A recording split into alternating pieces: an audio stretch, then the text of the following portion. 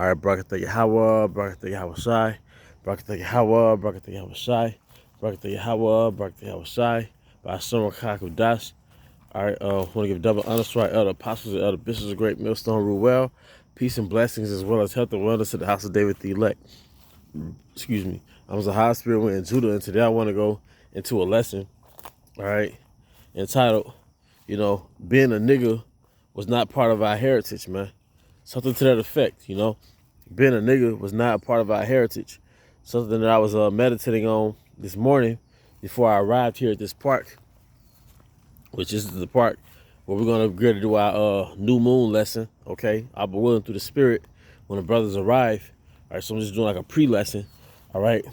But basically, being a nigga was never the blueprint of Israel, man. We were never created to be niggas. All right, let Esau tell it, let Eve tell it. We were put here on earth to be niggas. And what do I mean when I say nigga? I mean damn basic, all right? Being a degenerate. Now, if you look up the word degenerate in the free dictionary, if you look at its etymology, it literally means departing from an ancestral standard.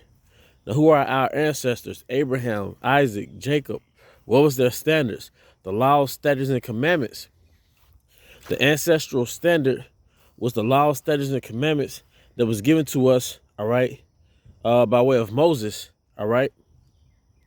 Those laws, statutes, and commandments that our nation was going to be oriented by, okay? Our nation was going to navigate on this earth through the laws, statutes, and commandments, as well as the wisdom of our forefathers.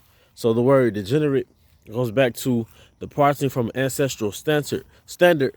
We've departed from that heritage. We've departed from those laws, those ways, those morals, all right, that upheld us as a people and made us a people that was the glory of Yahweh B'Shem Yahushai, that made us celebrities in our own right, men of renown in our own right, man. Plus, we had that famous genealogy of being the direct sons of Adam, all right, the direct sons of Abraham, Isaac, Jacob, famous men who were historically known, right? Famous men who were historically known to be directly dealt with by this great and terrible power, Yahweh B'Shem Yahushai. And I got the brothers arriving at camp, the brother Yash, all right, the brother Kazak, Basically, I'm doing a lesson, all right? Hey, Yahweh B'Shem Yahushai. Yahweh B'Shem Yahushai. Basically, I'm doing a lesson entitled, it wasn't a part of the blueprint for us to be niggas. Because like I said, let Esau tell it, let Eve tell it, let so-called history tell it. We just here to be niggas, man. All right? And we weren't here to be basic. The word, when you say basic, that goes back to base. And what Esau has done, he's made the 12 tribes basically navigate the world through their basic instincts. If you go into the basic instincts, I think Sigmund Freud broke it down into the ID. One of the two characteristics of your basic instinct is sex and killing. Those are primitive natures, in which the word refers to it as the flesh. Right. They that live after the flesh. Yeah, I appreciate that, bro. Okay, come on. This is the book of Jeremiah, chapter 2, verse 21. It said, "Yet I had planted thee a noble vine, wholly a right seed. How then art thou turned into a degenerate plant of a strange vine unto me?" Yeah, a degenerate plant, like we were going into that word, degenerate literally means departing from their ancestral standard. Okay, so how have we gone from being these celebrities on the planet Earth, these men of renown on the planet Earth, man? Lord basically referred to as the sons of God. All right, how have we gone to this nigga that can't even have his pants over his waist, man? His pants over his butt, man. You got it, brother. This is Lamentation 4:2. It says, "The precious sons of Zion, comparable to fine gold, how are they esteemed as earthen pitchers, the work of the hands of the potter?" It said earthen pitchers because if you got a grading scale, all right, you got gold, silver, brass, bronze, but an earthen pitcher, that's just clay. So that means on a pecking order of man, we're at the bottom. At the bottom. If I can add. Yep. If you go through the history of the scriptures, you see how the Israelite man was needed to run kingdoms. You go back to Joseph. Yep. You go back to Daniel. Yep. You had 3 presidents and Daniel was the chief. You had Nehemiah, he was a cupbearer. Yep. And you can tell they was very beneficial to the kingdom, because when Nehemiah asked to go build the temple, he got the king's blessings, like whatever you want, because he knew how beneficial he was. Like that's the value of one Israelite man to the earth system. Yep. Even when you go to Acts, the Ethiopian eunuch, what was it? He was a treasure, all right, for Ethiopia. Like the Israelite man was needed to run kingdom. That's the value. That's the value that we fell from. You know, and the word in there was precious. You just broke down what it meant to be precious. We were precious in the eyes of these kings, man. You know. I got something. All right. Pretty much no. Isaiah chapter 13 verse 12. I will make a man more precious than fine gold, even a man than the golden wedge of Ophir. Yep. So, hey, the Most High, he's going to bring us back to that precious men of renowned state, man. Yeah. We're going to go back to being sons of Yahweh, man. All right, you had something, brother? Yeah, just to go into the women of our nation. This is Lamentation 4:3. Even the sea monsters draw out the breast. They give suck to their young ones. The daughter of my people is become cruel like the ostriches in the wilderness. Literally every other woman has an abortion. Every other Israelite woman, so-called black Hispanic woman, has a fucking abortion, man. If you're in the womb of a so-called black woman, that means you have a 50% chance of being put to death. All right, and that's literal, man. Somebody sent me a video footage of a woman and her toddler son at the gas station, and they were standing next to another man, and then another man came out of nowhere and gunned that man down. That woman took off without her toddler. Her toddler was like 5, 6 years old. He had to take off running by himself. Just left for dead. She just left for dead, man. Yeah, this is a vile generation, man. Yep. And I was doing lift a while back. You know, you got these sea monsters, but they real hot in the draws, man. There's one bitch, she was picked up from one side of Jacksonville. Long story short, basically she was in his restaurant before I picked her up, and she was pretty much bragging on the back seat to a homegirl, like, girl, I saw that nigga, I would have fucked him in front of his son. He looked so good, he had them tattoos on. Like, you so animalistic and primitive. Yep. You would have busted wide open in front of that man, little one. Well, you know, we had them little hot in the draws bitches in middle school. Yeah, we did. Yeah, they'd be wide open like, yeah, he could hit me from the back. Yeah, had trains run on in the bathroom and shit. Yep. And those are mothers now. Yo, those are mothers now. You know, those are mother or playing house with another nigga. Yep. But you and you're a monster, and you're attracted to monsters. Yep. You a monster, and you attracted to the degenerates of our nation. Yep. You know. I got a quick one. Isaiah 1:6. It says, from the sole of the foot even to the head, there is no soundness in it, but wounds and bruises and putrefying sores, they have not been closed, neither bound up, neither mollified with ointment. I make a point. That's them curses. You know, so the fact that I think you brought it out, and I know El Apostle Gabar brought it out.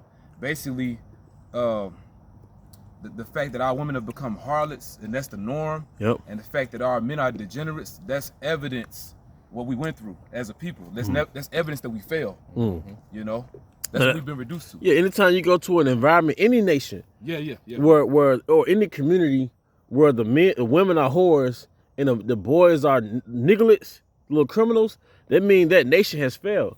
The pillars of that, the government and the men who's supposed to dominate that and control it, they failed. You know? And when you look at, like you said, it can happen to any people. Yep. But out of every people that it happened to, the evidence is really there that it happened to us. And that's really where it's most prevalent.